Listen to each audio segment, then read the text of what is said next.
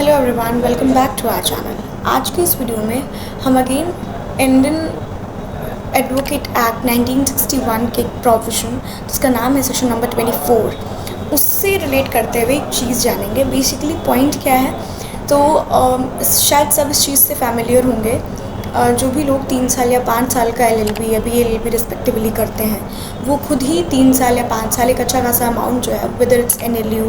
और any private और government university, central university precisely वहाँ पे करते हैं। हमेशा से बहुत बड़ा कंसर्न रहा है, मैटर ऑफ कंसर्न रहा है फॉर एवरी एस्पायरिंग एडवोकेट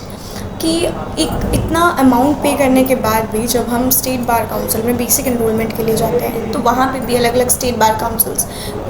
कोई 15, कोई 20, 25, 30 इस अमाउंट में पैसा लेते हैं। और उसके साथ ही फिर उसके बाद हम ऑल इंडिया बार के लिए अप्लाई करते हैं, जिसका अलग से एक फ़ी है, जो फ़ी 3500 रुपये की है।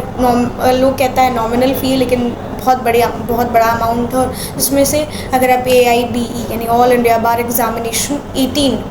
जो उसका 18th AIB था, उसका रिज़ल्ट में देखिएगा तो 50% से ऊपर लोग इसको फेल किए थे, मतलब फेलियर थे बेसिकली। तो उतने लोग वापस एग्ज़ाम देंगे, यानी 3500 रुपये का वो जो अमाउंट है वो वापस से उनको देना पड़ेगा, फिर से फॉर्म फिल करना पड़ेगा। ये सब हमेशा से matter of concern and conflict रहा है। Gaurav Kumar versus Union of India के केस में ये जो अलग अलग बार काउंसिल्स डिफरेंट फ़ीस लेते थे, इस पर तो एक स्टॉप लगा दिया गया और बोला गया कि भाई एडवोकेट एक्ट के अंदर जो सेक्शन 24 है उसमें जो फ़ी मेंशन की गई है, यानी जनरल के लिए 750 रुपये और अदर्स के लिए 125 रुपये की फ़ी वही ली जाएगी रिस्पेक्टिव ऑफ द फैक्ट कि आप जो भी अपना समझिए। इस पर बहुत सारे बार काउंसिल अपनी तरफ से बात भी रखा, उन लोगों ने बोला कि हमारा कैसे होगा, चलेगा नहीं। तो इस पर सुप्रीम कोर्ट का ये कहना था कि अगर बेंच की बात करें तो उसमें जस्टिस पर्दीवाला और जस्टिस विश्वनाथन की बेंच थी,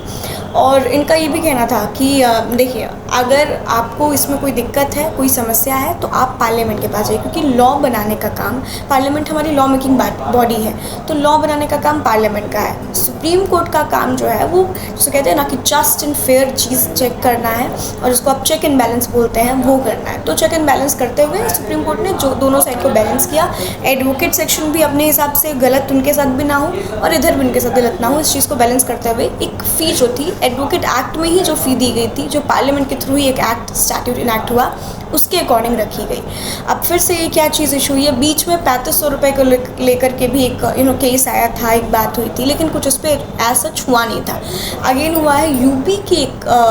बार काउंसिल ने बेसिकली COP यानी ऑल इंडिया बार एग्जामिनेशन जो 19 हुआ था, अब उसकी COP रिलीज़ करने का टाइम है, हो सकता है महीने 1.5 महीने के अंदर उसके COP आ जाएंगे, सर्टिफिकेट ऑफ प्रैक्टिस मिले उन सब एडवोकेट्स को जिन्होंने उस एग्ज़ाम को क्वालिफाई किया है।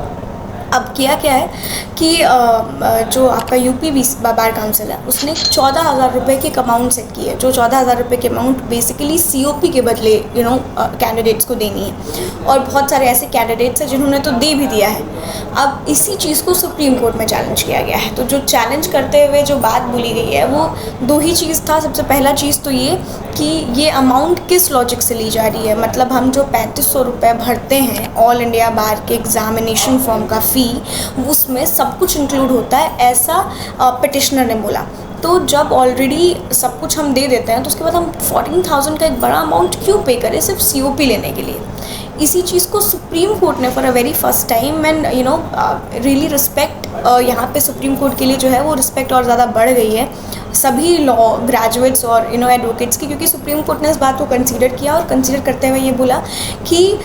ये बात बिल्कुल ठीक है, जब हम हर जगह से पैसा रिड्यूस कर रहे हैं और आप कहाँ पे ये अननेसेसरी बर्डन है, अमाउंट है जो आप स्टूडेंट्स के ऊपर या एडवोकेट्स के ऊपर डाल रहे हैं। तो सुप्रीम कोर्ट ने बेसिकली एक रिप्लाई का जो है वो डिमांड किया है UP के बार काउंसिल से, कहते हुए कि अपने 14,000 रुपये की जो अमाउंट है ये किस लॉजिक या किस बेस पर लिया है, ये हमको बताइए। अभी इसका रिप्लाई कुछ आया नहीं है, लेकिन हाँ, जो लोग पैसा दे चुके हैं, जैसे बहुत सारे ऐसे लोग हैं जिन्होंने 14,000 रुपये ऑलरेडी पे कर दिया है, उनकी कोई बात यहाँ पे नहीं की गई है कि पैसा रिफ़ंड होगा या क्या होगा क्या नहीं होगा। लेकिन हाँ, आप आज के बाद का जो बात करिए कि मतलब क्योंकि एक दिन पहले का ये जजमेंट है, एक दिन पहले का ये केस है, तो आज के बाद जो भी लोग ऐसा देखेंगे, जो भी लोग कर रहे हैं, उनके लिए ज़रूर है कि अभी ये पार्शल स्टे टाइप का है कि आपको ऐसा कोई पेमेंट एज ऑफ नाउ नहीं करना है टिल जब तक सुप्रीम कोर्ट कोई आंसर या फाइनल जजमेंट या वर्डिक्ट इस पे ना दे। आज के लिए बस इतना ही। Thank you for watching.